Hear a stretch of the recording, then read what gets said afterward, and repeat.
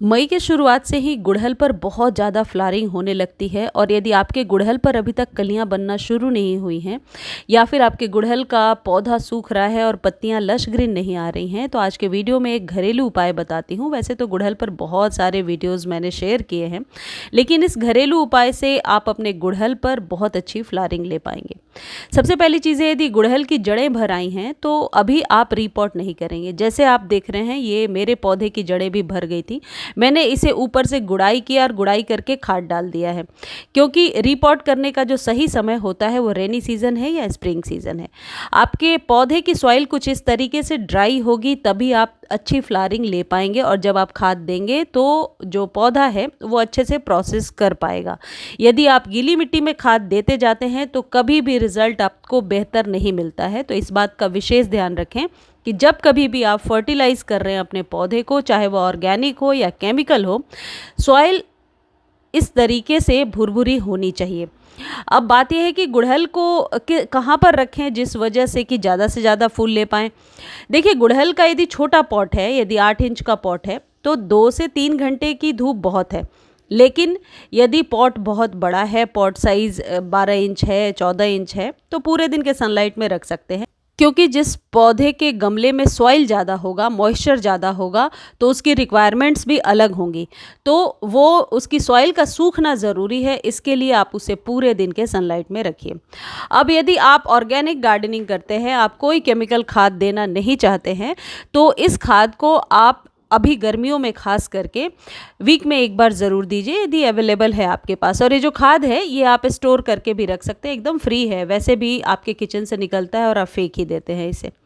तो अब बात यह है कि गुड़हल पर यदि आपको लग रहा है कि सारे खाद दे दिए और बिल्कुल भी फ्लावरिंग नहीं हो रही है, तो मिट्टी की अच्छे से गुड़ाई कीजिए और पहले ये चेक कीजिए कि कहीं जड़ें बहुत ना भर गई हों। यदि जड़ें भर गई हैं तो अभी आप रिपोर्ट ना करें और ऊपर से 2 इंच मिट्टी खाली करके और आप नए सॉइल को भर दीजिए। गुड़हल की स्टेम को इस तरीके से मोटा बनाने के लिए हमेशा जो कैल्शियम है वो तत्व बहुत ज़्यादा रिस्पॉन्सिबल होता है। यदि आपके गुड़हल की स्टेम ही मोटी नहीं होगी तो हेल्दी ब्रांचेस नहीं होंगे और आप हेल्दी फ्लावर्स नहीं ले पाएंगे। तो कैल्शियम के लिए हम घरेलू बहुत सारे ऐसे स्रोत हैं जिनका इस्तेमाल कर सकते हैं। अभी गर्मियों में एक चीज़ बहुत कॉमन है, दूध फट जाता है हमारे यहाँ अक्सर। तो दूध से हम जो सब्सटेंस है वो तो निकाल लेते हैं, लेकिन जो उसका पानी है वो अक्सर फेंक देते हैं। लेकिन आपको पता है कि ये जो पानी बच जाता है ये हमारे हेल्थ के लिए, मानव बॉडी के लिए, साथ ही साथ आपके प्लांट्स के लिए बहुत ज़्यादा लाभकारी है। अक्सर मैंने देखा है कि जो चीज़ हमारे ह्यूमन बॉडी के लिए ज़रूरी होता है वो चीज़ हमारे प्लांट्स के लिए हमेशा प्रॉफिटेबल होता है। अब इसको 2 से 3 बार आप छानेंगे। ये जो मैंने लिया है लिक्विड, ये आधा लीटर के करीब है, तो ये आधा लीटर कम से कम 10 लीटर पानी में जाएगा। यानी कि इसे डाइल्यूट करके यूज़ करना है, डायरेक्टली कभी भी यूज़ नहीं करना है। डायरेक्टली यूज़ करने का कोई बहुत ज़्यादा साइड इफ़ेक्ट नहीं है, मैंने देखा भी नहीं है डायरेक्टली कभी भी यूज़ करके, लेकिन हो सकता है सॉइल बहुत गाढ़ी हो जाए। अब इसको देने से आपके पौधे को मुफ्त में प्रोटीन, कैल्शियम और भी जो मिनरल्स जो ज़रूरी हैं आपके पौधे को वो मिल जाएंगे। अब देखिए मैंने क्वांटिटी कितनी मिलाई है। ये 2 लीटर का जो है कंटेनर है, इसमें 1 कप से भी कम डाला है, यानी 5 से 7 ग्राम होगा। तो जितनी कम मात्रा रखेंगे, यदि बहुत ज़्यादा कैलकुलेटिव नहीं भी हो पा रहे हैं तो मात्रा को कम रखिए, डिल्यूट करने वाले पानी को ज़्यादा रखिए। इससे पौधे की जो मिट्टी है वह नेचुरली भुरभुरी हो जाएगी। जो माइक्रोब्स होते हैं जो आपके पौधे की मिट्टी में पनपते हैं, इस वजह से और ज़्यादा एक्टिव होते हैं। एक बहुत बड़े, आप यूँ कह सकते हैं, साइंटिस्ट ने कहा कि यदि आपके पौधे की मिट्टी में जीवाणु नहीं है, वर्मीज़ नहीं है, तो आपके पौधे की मिट्टी समझ लीजिए धूल है, मिट्टी नहीं है। तो इसलिए पौधे की मिट्टी के अंदर केचुए का होना बहुत ज़रूरी है। ये जो चीज़ें हम डालते हैं इससे माइक्रोब्स पनपते हैं, मिट्टी को भुरभुरा बनाते हैं और बहुत सारे इसके प्रोसेस होते हैं। उतना लॉन्ग प्रोसेस में हम नहीं जा रहे हैं, लेकिन हर तरीके से ये फ़ायदेमंद है आपके पौधे के लिए। जब कभी भी अवेलेबल है आपके पास, आप इसका इस्तेमाल कर सकते हैं। इसे स्टोर करके फ्रिज में रख सकते हैं कम से कम 3 महीने के लिए और ये ख़राब नहीं होगा। तो इस खाद से स्प्रे नहीं करना है, इस बात का ध्यान रखें। स्प्रे करने से गार्डन में चींटियाँ और मक्खियाँ आ जाती हैं। अब आप ये सोच रहे हैं कि क्या गमले में चींटियाँ आएंगी इसको देने से?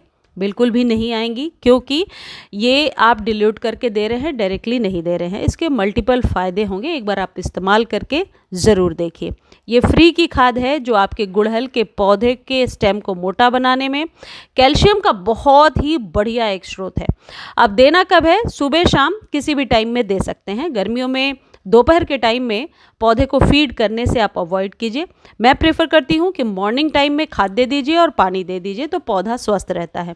एक चीज़ और ध्यान रखिए कि यदि आपके पौधे में कलियां बन रही हैं तो जो मिट्टी है ना, वो एकदम ज़्यादा ड्राई नहीं होनी चाहिए। उसे थोड़ा सा मॉइस्चर उसमें बना कर रखिए। मॉइस्चर बनाने के लिए आप पानी की फुहारे दे सकते हैं, ऊपर से मिस्टिंग कर सकते हैं, जिससे पौधे में नमी रहेगी।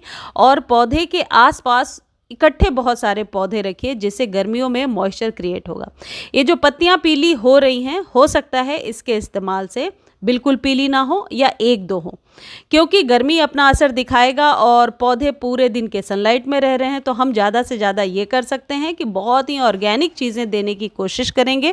जैसे गर्मियों में हम कोशिश करते हैं कि फास्ट फूड ना खाएं और घर की बनी हुई चीज़ें खाएं, उसी तरीके से आपके गुड़हल या जितने भी फूलों वाले पौधे हैं, उन्हें आप ऑर्गेनिक घर की बनी हुई चीज़ें दीजिए। अब ये जो पानी जो हमने दूध फटने के बाद जिस पानी को स्टोर किया है और जो हम यूज़ कर रहे हैं, ये आप अपने सभी पौधों में दे सकते हैं, इवन इंडोर प्लांट्स में भी दे सकते हैं। इस पौधे को, क्योंकि ये बहुत स्टरलाइज होने के बाद ही निकला है, तो इससे कोई कीड़ा नहीं पनपेगा, आपके पौधे को कोई नुकसान नहीं होगा, सिर्फ फ़ायदे ही फ़ायदे होंगे। इसमें पर्याप्त मात्रा में प्रोटीन है, फाइबर है, जो आपके पौधे के स्टेम को मोटा बनाने में और बहुत ज़्यादा लश ग्रीन पत्तियों को लेने में हेल्प करेगा। मुझे उम्मीद है जानकारी आपको अच्छी लगी होगी। जानकारी अच्छी लगती है तो चैनल को लाइक, शेयर और सब्सक्राइब कीजिए। और हाँ, मई में कौन से पौधे लगाने हैं ये देखने के लिए आप मेरे प्रियाज बालकनी गार्डन वाले चैनल पर चले जाइएगा, क्योंकि शाम में उससे रिलेटेड ही वीडियो मैं शेयर करने वाली हूँ। धन्यवाद।